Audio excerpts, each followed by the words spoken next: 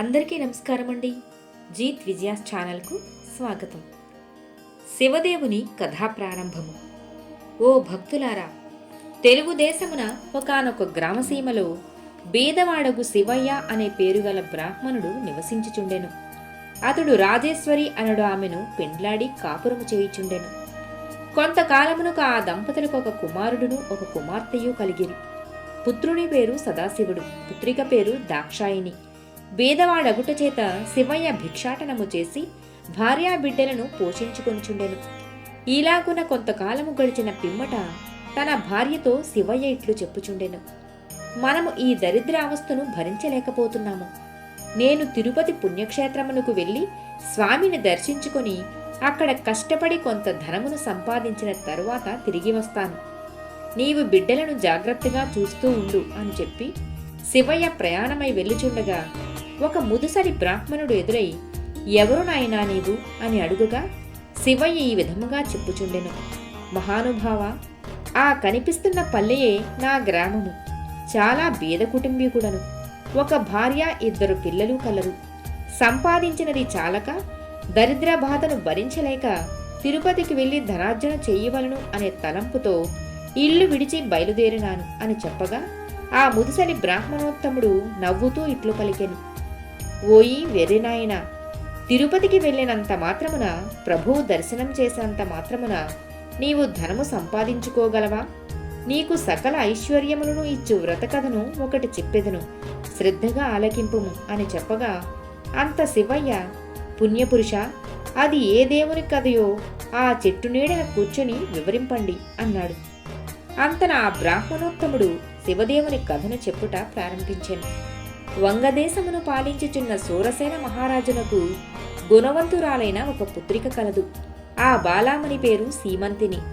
సీమంతిని చిన్ననాటి నుండి శివదేవుని యందు అపారమైన భక్తి కలదై పూజలు చేయుచుండగా ఈ విషయము యాజ్ఞవల్క్య మహాముని భార్యయగు మైత్రేయి తెలుసుకుని తానే స్వయముగా సీమంతినికి సోమవార వ్రత మహాత్మ్యమును వివరించి చెప్పుటకు సూరసేన మహారాజు పట్టణమునకు బయలుదేరి వచ్చి వ్రత విధానము సీమంతునికి తెలియజేసి వెడలిపోయెను. ఆనాటి నుండి రాజకుమార్తె సోమవార వ్రతమును భక్తి శ్రద్ధలతో చేయుచు సదాశివుని పూజించుచు వ్రతకథ చదువుచు దినదినము ప్రవర్ధమానమగుచుండెను. ఇట్లుండగా అంగదేశమును ఇంద్రసేనుడు అను మహారాజు పాలించుచుండెను. ఆ రాజునకు చంద్రాంగదుడు అను ఒక కుమారుడు కలడు. ఆ చిన్నవాడు సకల విద్యలు నేర్చుకుని పెండ్లియేడుకు వచ్చెను. చంద్రాంగదునకు వివాహము చేయవలను అను తలంపుతో ఇంద్రసేన మహారాజు తన కొలువునందున్న మంత్రి, పురోహిత, సామంతులతో యువరాజైన చంద్రాంగదునకు ఎచ్చటనైనా తగిన చిన్నదానిని చూడమని చెప్పి వారిని దేశదేశాలకు పంపెను. వారు అనేక దేశములు తిరిగి తిరిగి కడకు వంగదేశ పరిపాలకుడుగు సూరసేన మహారాజు పట్టణమును చేరిరి. ఆ రాజులకు సీమంతిని అనడి కుమార్తె కలదని పరిచారకుల వలన తెలుసుకుని రాజదర్శనమునకై ఆస్థానమునకు వెళ్ళిరి.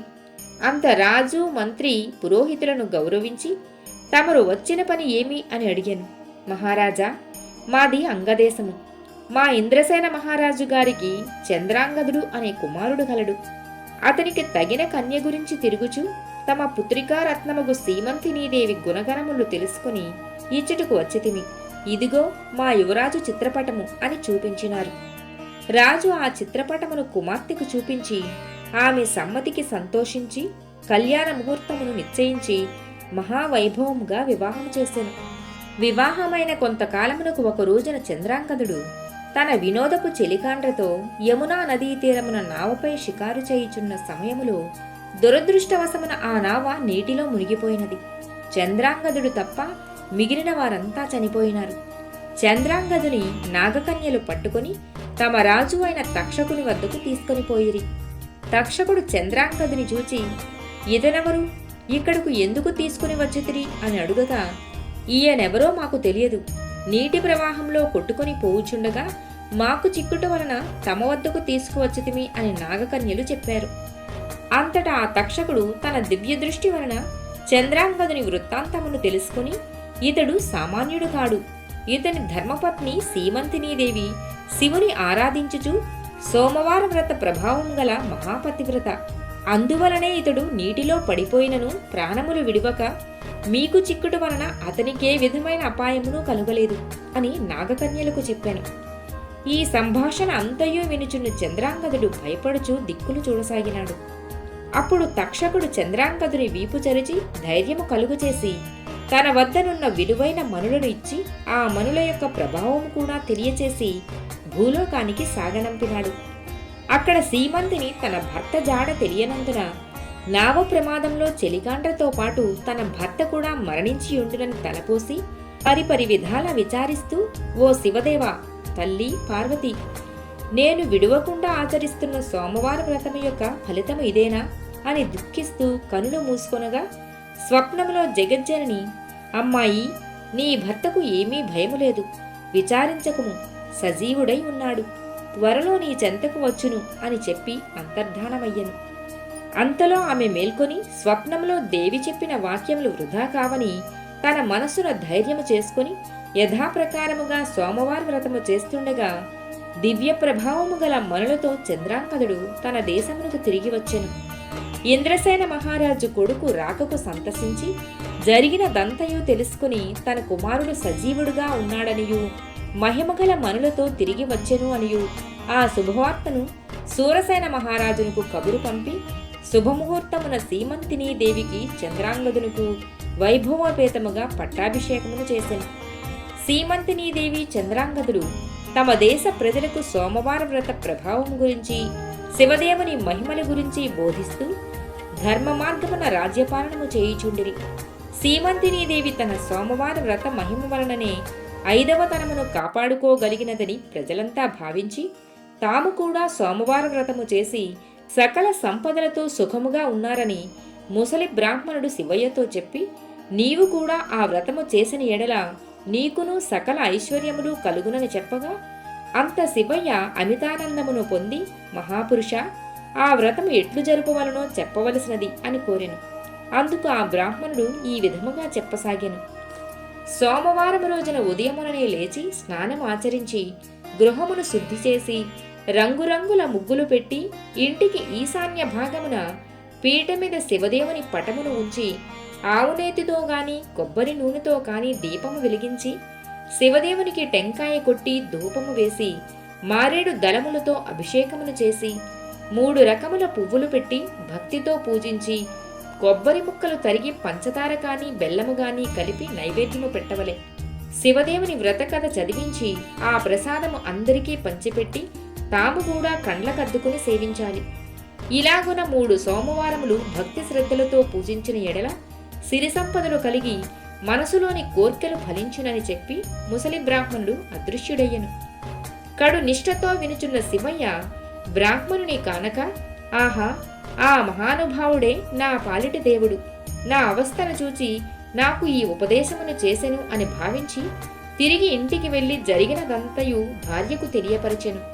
భార్యాభర్తలు 3 సోమవారములను భక్తి శ్రద్ధలతో శివదేవుని పూజించి ప్రసాదము ఇరుగు పొరుగు వారికి కూడా పంచిపెట్టి సుఖముగా ఉండగా వారికి దరిద్ర బాధలు పోయి అష్ట ఐశ్వర్యములు కలిగినవి.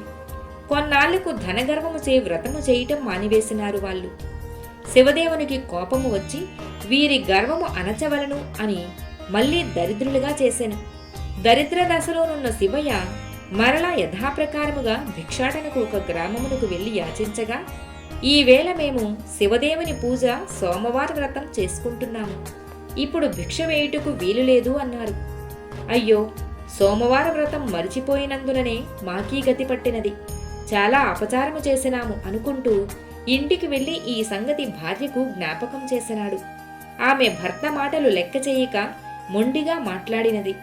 గత్యంతరం లేక శివయ్య పిల్లలతో కలిసి నదిలో స్నానం చేసి వచ్చి శివదేవుని పూజించి కథ చెప్పుకొనుచు భార్యను వినుటకు రమ్మని పిలిచెను. తాను కథ కూడా వినను అని చెప్పగా ఆ మరునాడే ఆమె నేత్రములు కనిపించకుండా పోయినవి. భర్త శివయ్య భార్యతో, ఓసి పిచ్చిదానా, శివదేవుని పూజ మానినావు, కథ కూడా విననన్నావు, నేను బీదవాడనైతిని, నీవు అంధురాలవైతివి కనుక చేసిన తప్పులు క్షమించమని లెంపలు వేసుకోమని గట్టిగా మందలించినాడు. భార్య అలాగే చేసి స్నానమాడి సోమవారం వ్రతం ఆచరించి ప్రసాదమును కండ్లకు అద్దుకొని సేవించెను. వెంటనే కన్నులు కనిపించినవి. పోయిన ఐశ్వర్యము కలిగినది.